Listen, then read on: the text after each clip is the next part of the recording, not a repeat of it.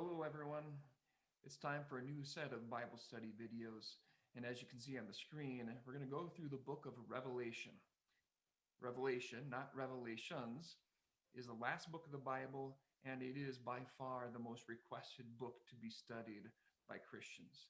It is one of those books that is exciting and interesting, but also very terrifying for Christians to read because it is filled with so many different and exotic pictures, and it's hard to decipher exactly what it's saying. I'm going to help you through that with just a few minute videos every single week. But if there's any book of the Bible that requires a little bit of help, a little bit of background, this is it. And so I would highly recommend the People's Bible Teaching Series as you read through this book of the Bible on your own. We have two copies of it in our church library. Looks like this for the old one, and it looks like this for the newer version. Either way, you can pick one of these up, either in our church library or online. You can go to our publishing house's website, Northwestern Publishing House, nph.net, or I'm sure you can find it on Amazon too. Whatever you do, you probably should pick up this volume because it's going to help explain a few of these pictures in this entire vision. I'm going to help you out here, though, and so bear with me as we go through a little bit of an introduction before we get to chapter 1, because Revelation does present a few different ideas and thoughts that we don't always come across in the rest of Scripture. So here's a little bit of an introduction. Number 1, this is a vision. I have 3 exclamation points there because that is a big deal. If this is a vision, that means it's figurative language, just like dreams are in the Bible, just like parables are when Jesus speaks them in the Gospels. A vision represents a spiritual truth. And this is a huge, long vision that John sees. And so he is going to see some amazing things, and they all represent something else. That means they are figurative, symbolic of spiritual truths. You have to keep that in mind as you read through this book. If you understand what a vision is, then you know that it might be something that John actually sees, but it represents something else. Don't think of it as a peek through a window into heaven itself. That's not what John is experiencing in this book. He's not looking into heaven itself. It's interpretive art, if you will. This is a very incredible picture of some truths in the future, maybe even some truths in heaven, but it's not the real thing. That's why at the bottom of your screen you see the phrase, "A picture is worth 1,000 words." There's so many pictures, so many illustrations in the book of Revelation, and it helps us visualize certain truths, even though the reality is a little bit removed from what John is seeing. On the screen, you have a painting, and I'm guessing that many of you know who painted this particular painting. This is Pablo Picasso. Pablo Picasso is known for these kind of weird, intricate, different kind of paintings, and this style is very reminiscent of what he did throughout his career. This is Pablo Picasso and a crying woman, but I want you to look at this next painting. Who painted this? Well, you might be surprised to know that this is also Pablo Picasso. This is a painting of his mother early on. And so he was capable of painting in what we might call a normal way, but most of his paintings are from the first example. So why would he do that? If he could paint a regular painting, a normal looking painting of a woman who seems to be a little bit sad, why would he normally paint this crazy, weird painting on the other side of the screen? Well, the crazy and the weird kind of painting, that style, certainly brings out certain aspects of sorrow and mourning and sadness that the other one does not. Revelation is the crazy painting. Revelation is that over the top picture and illustration to illustrate some major points that the Lord wants to get across. Keep that in mind too as we go through this book. So, as we go through, each chapter is going to have specific paintings, specific illustrations, specific pictures that we are then going to match up with reality. Sometimes, though, we're not going to be able to say, well, this specifically means this.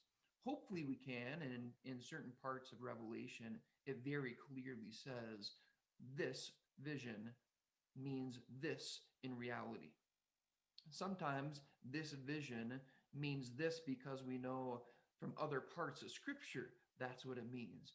And then on occasion, we will have this vision might mean this, but we aren't quite sure. Like I said, we're going to walk through it all so that you aren't too confused, but we're not going to touch on every picture and every phrase and every chapter. And so as you read, if you have questions, don't be afraid to get a hold of me and I'll try to help you through it. Here is the theme of the book of Revelation. It's a vision of victory. That's the underlying goal of the Lord giving this vision to John. He wants us to know that we have the victory. With that in mind, don't get too caught up in the details then. There are a lot of details, and we can get overwhelmed by all the pictures and illustrations swirling around that seem so weird. But keep this goal in the forefront of your mind. It is a vision of victory. That being said, let's jump into chapter 1 very briefly. I'll give you a few hints and then I'll let you read that chapter on your own. You'll notice right at the beginning of the chapter that this vision is given by God the Father to Jesus, and Jesus gives it to an angel, and then an angel gives it to John. It's kind of a funny little string of hierarchy here as it goes down all the way to John. He was exiled on the island of Patmos. He is the last living apostle. This is probably near the end of his life. People think that he wrote down this vision around 95 to 100 AD. And so that is long after Jesus ascended into heaven. The angel tells him very specifically that he is going to write this down that he sees, and he wants then John to share it with everyone else so that people can know what is to come. You also notice in chapter 1 that it says it's a revelation, and John himself says that he was in the Spirit when he sees these things. So this indicates right up front that this is not a literal story. This is a vision. This is something symbolic and representative of a greater truth. And so even though John sees these things, similar to a dream, it's not the reality. They are pictures, kind of like the Pablo Picasso painting, that are representing truths. In each chapter, we're going to have some pictures that'll help you understand and explain a little bit. So the pictures in chapter 1 start in verse 12 with the 7 golden lampstands. Well, fortunately, a little later on in verse 20, it tells us that these golden lampstands stand for 7 churches, 7 actual congregations in what we would call modern day Turkey. And then you have a vision of one like a son of man.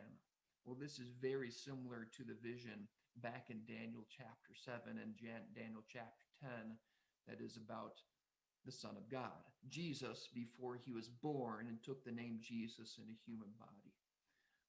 I might pause here to make a mention of this very important fact. The book of Revelation is kind of a tapestry of Old Testament and New Testament pictures. He takes illustrations from all over the Bible and wraps it up into one nice book. This is one of the first examples of that, where if you have a decent background in both Old Testament and New Testament, the book of Revelation is going to be a lot easier to understand. In verse 16, we come across 7 stars. Those too are explained to us in verse 20. The 7 stars represent 7 angels, or maybe 7 messengers, or maybe 7 leaders of these 7 churches.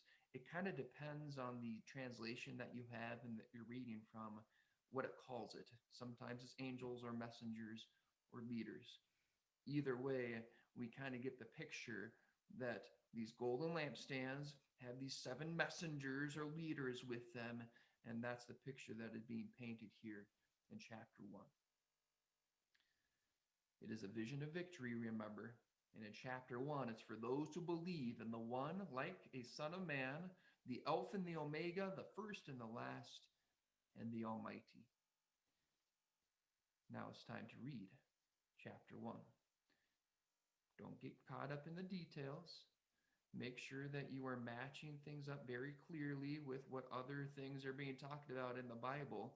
And so you're using the Bible as your context. And like I said, probably should pick up the People's Bible volume of Revelation and help you through it so that you can understand. But if you have questions, don't be afraid to email me. I'll get back to you as soon as I can and help you through some of these crazy pictures that are going to come up in the remaining chapters. Have fun reading the Bible and have fun reading this great book called Revelation.